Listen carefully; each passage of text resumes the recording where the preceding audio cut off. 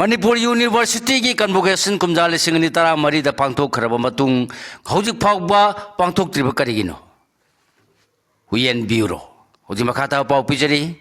Manipur da hojik leiriba university sigi manung dagi Central University oiraba mahikol singi manung da mahiroi khwaidagi masing yamna tamba mahikol ama oibadagi khwaidagi chawba maisang amasu oiriba Manipur University ki convocation ngasidagi na chahi tara rongi mamang kumja lising ani tara mari ki September tara ga nipan da pangthok kharaba matungda ngasi phawba karigidamak pangthok tribano haibagi wahang sing miyamna maruoina academic circle ki tongan tongan ma thakta leiriba mioi kayana hangarakle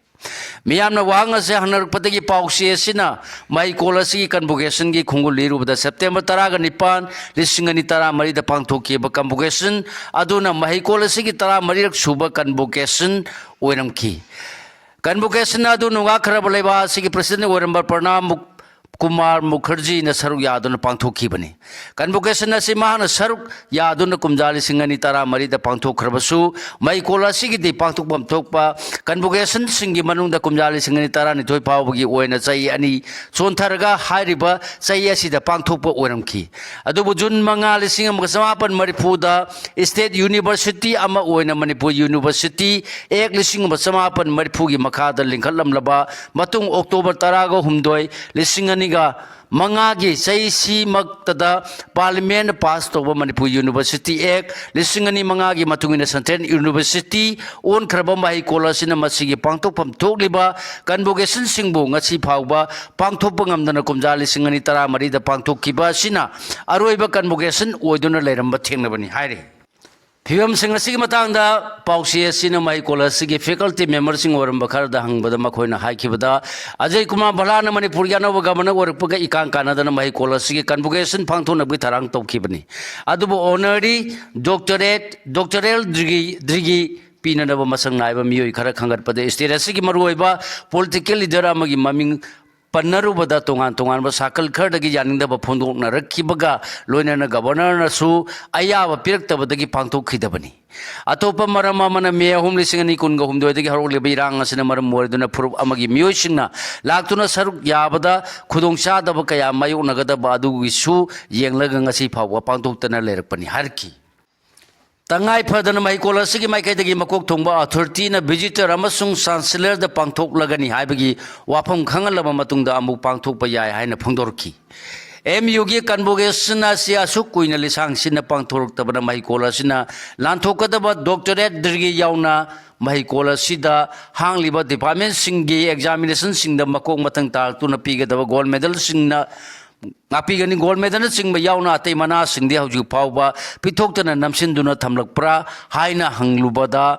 Wahangi Pau Kundu, the faculty Karsina, High. Dr. Drigina Singbagi Hauraga, original certificate Matau Taba Mahiroi, scholars sing the day online Kotang the Bari Lenaba Pom sing, Menselaga Asang Basel sing Piduna Laktok Nabayore. I rebatabak sita Udaba sing Dana,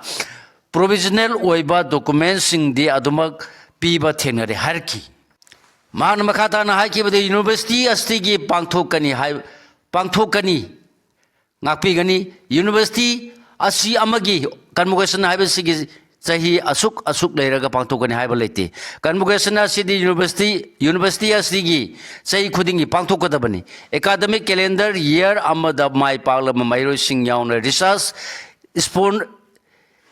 Singna. Kusina Pam Tokpa Makogi degree certificate sing Matamsana Yentopi Gadabani, Masina Mahiro sing Amasu research scholar sing Makayagi Puning Tawur Kadoribani. Adu Hauji Power the MUG Pantokam Toli Bataramanga Suba, Convocation Pantona Bohonabu Mamita, the Tadri Haina Su Pondorki. Amorum the Say Karakakima Mandagi Manipur Langana Salai Liba, Danamanjuri University, the Maikolasi Ahanba Convocation January Tarakataret, listening Kungatarukta Sweden Pantok Lagani. Masigi Damak Chancellor Wariba Governor the Ayaba Lore Masung, Toromasi Toiba Mitunglin Yauna Saruk, Yabiragadaba Sanai was sing the Su, Haja Chiron sing Piduna, Confirmation Taunaba Masung Sweden Saruk, Yabinaba Hajabagi Tabak Pakat Pahore, Hairi.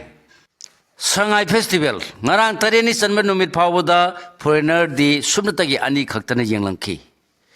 Ozimakata Pau Pizari, Hemsan in Tojamdagi.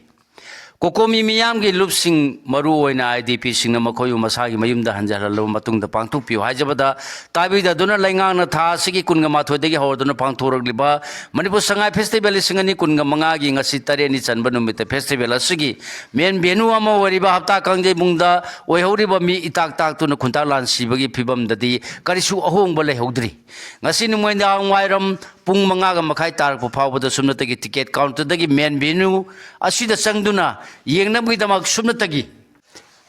ticket sani rom da makaknaram ki mamang na pangthok ki ba festival sing dadi kusillaklaga yengba lakpa miyoi singi masing nongmagi hengalak yengba phangdaba phawba yaukhrabasu handaki festival asida ayengba singi masing khunta lan siduna adumang leirambadagi pawse sina men venue da hangba lenga ki tourism loisangi store da sangduna handaki festival asida manipur gi mapandagi domestic amasung foreign tourist laktuna yenglaba yaurabra yauragana sab saba masing natragasu kayamu oigadagi haina hanglubada loisang asigi stol da leiramba official singna makhogi makaidagidi sab saba khangjadre CI dida hangbiu harki tourism loisangi official singna harpagi matungina venue asigi manungda stol hangba home department gi makhada leiriba CID crime branch ki stol da sangduna hanglubada makhoina su sab saba report tu de aikhoida di leitri haina pakhum lakki ticket kalaga loinamak yengadabani na ticket counter da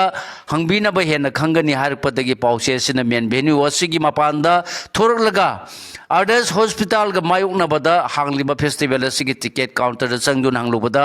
counter da leramba official amana hai ngasi phawda sumnatagi foreigner ani na ticket kaklaga men venue da sanglaktuna yengkhre makhoi ani gi manungda amana ngarang laklaga atopa amana numit kharni gi mamangda laktuna yenglabani harki adubu foreigner ani adu karam lebak taki lakpuno amasung nupara nupira hanglubadadi madugi sab saba record leram khide mapan kangjai bungda pangtholiba sagol kangjai gi kapta saruk yarba players singi maraktagi oramgadra natraga festival asigidamak thawoina manipur tamna laktuna hapta kangjai bungda laktuna yenglabra haibadugi matangdasu official oiba record phangba ngamlakhide adumana domestic tourist haiduna logadra natraga manipur lerpan nan local singni haigadra manipur gi yellow mi phurup sing nataba kanuk ki miyoi khardi aduma laktuna yenglari haina phungdorki ticket counter adu da ngasi tareni chanba numit ki oina miyoi kayana ticket kayam bukakhrbagi haina hanglubada ngasi numidang waram pung taruk phawbada miyoi sani romna online amasung ticket counter gi khutangdagi kaktuna festival yengba lakhi haina phungdorki pakhum asidagi pawsi asina thasigi kunga mathoida horkiba numitagi hauraga chahi tare ngasi tare ni chanba numit phawda punna miyoi kayamu laktuna men venue sanglaktuna festival asibu yengkhrbagi haina hanglubada miyoi sing adugi masing chap chaba haiba ngamde haraklagasu nongda miyoi sahum romgi changdadi aduma yengli aduga hokiba nongmaijing numitade khwaidagi yamna miyoi sanga romna ticket kakhi haina su phungdorki adumoinama festival si logedaba namin humni wali banina makhata na festival asigi men venue oriba hapta kangjai bungi laibak kari orikadagi haibadodi yengkhiba tari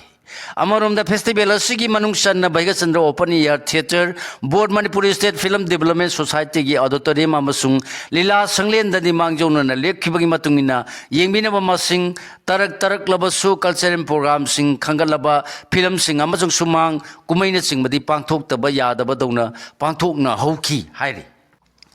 IDP sing mayumda hanjal halu hoji makata ba pau pijeri kokomi amasung atai lupsing khaktana tana IDP sing nama khoi masagi mayumda hanjar halu haiduna kalakliba demand sawaladuna ngasi numidang pung nipalom tarpadagi horduna singjamaya punba nupilum no sindun mairagi khongchat chatkre khongchat asida saru akhiba singna IDP singmu masagi mayumda hanjar halu haiba kholau sing lauki singjamaidagi hawraklaga yumnam leikai lairembi mapa phawba NH sama sumna ani paringda chatkiba rally da nupi kayana khutta maira paiduna saru yakhi khongchaloi singna IDP singi hingbagi hak lehelu manipur sangai festival pangthokpa yaningde state asigi highway singda free movement yahalo masung aikhoi tangdu laitaba punsi mahingda hingba pami haiba kholauna singba lauduna satki adumana mairai khongchat asida thoningdaba thodok singdi thokide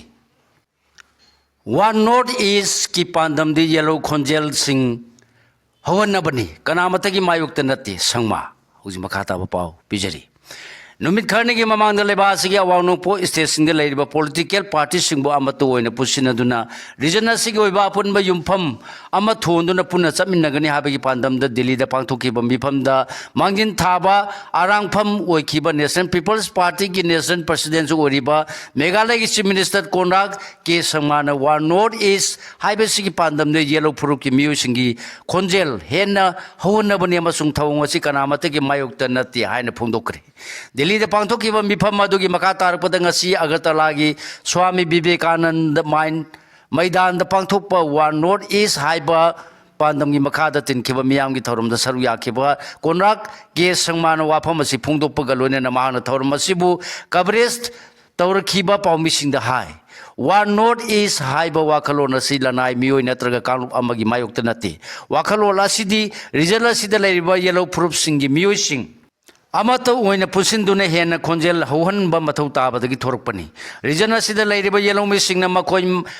मतोमदगी ओइबा खोंजेल सिंग थोरकपा अदुदी याम तोइना ताबीदबा नत्रगा नमथबीबा मायोकनरे हाइखि मरम असिना reason असिगी मियोय सिंगना नाइतोम ताना लेरबा अमसुंग अमत ओइमिनद्रबदे मखोयगी खोंजेल सिंग ताबीदबना अदुमक लेरगनी अदु हाइदुना अखोय पुनमक अमत ओइमिनबगी पांदमदा चंगसिलकपनी हाइखि अखोयना अखोयगी खोंजेल सिंग यावना अखोयगी पांगल अमसुंग अखोयना मायोकनरिबा इशूसिंग अमतोइना पुनसिनबा होनगदबनी थबक असि पाइखतपा हौरकलबनिना हौजिकति result असिगी फुरुपसिंग नाइतोम तारे हाइना खनबा वाखन थादोकनरगदबनी मरम असिना वा north east हाइबो युमफम असिगी मथक्ता थबक तौमिननबा मतम कयागी ममांगदगी होनदुना लाक्ली अदुगा ngasi अगरतलादा रिजल्ट असिगी तोंगान तोंगानबा फुरुपसिंगी लुसिंगबसिंगना सरुक यादुना पांगथोलिबा मिफम असिगी दबक्तसु अयहाक नुंगाइबा फावी हाइखि युमफम असिना असुम साफू अमा नॉर्थ ईस्ट खक्तदा नतना लेबासिगी मफम पुनमता पीबा ngamlagani amasung region asigi फुरुपसिंगी मपांगन कलबा वाफमसिंग फोंदोकपा ngamlagani हाइखि ngasi north east region की मियाम अमत ओइना पुसिनबा हौरकले हारदुना अखोय पुनः थबक तौमिनदुना रिजल्ट असिगी तुंगी मिरोनगी दमक पुसिनदुना मायोक मिनरगनी हाइनसु फोंदोखि हौखिबा मतम खरगी ममांगदसु अखोय अमत ओइरुरे अदुबु मदुदा सिंगनबा कया मायोकनखि हौजिकसु सिंगनबा खरसु लैरि हारदुना अखोयगी माइकैदगिदि result असिगी मियामगी Damak अफबा थबकसिंग तौननबा मांगलोमदा संगसिन मिनरगनी हाइखि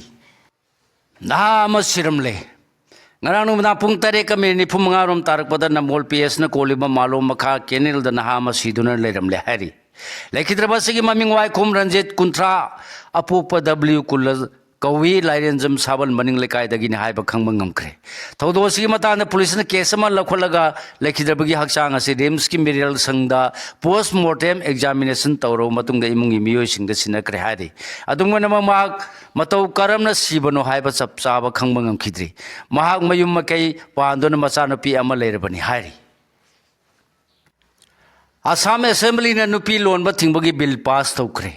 Chief Minister Hemant Biswa Sharma na lusingba samlenga ki cabinet mipamna mangjong na sem sadona ayaba pikraba matung na stira sigi member sama kunga taruk leiribe assembly da tha sigi kunga manga da lenga ki makai de Assam da nupi ani lonba da thingba pinabagi bill puthok tuna pass tokre bill asigi maming Assam prohibition of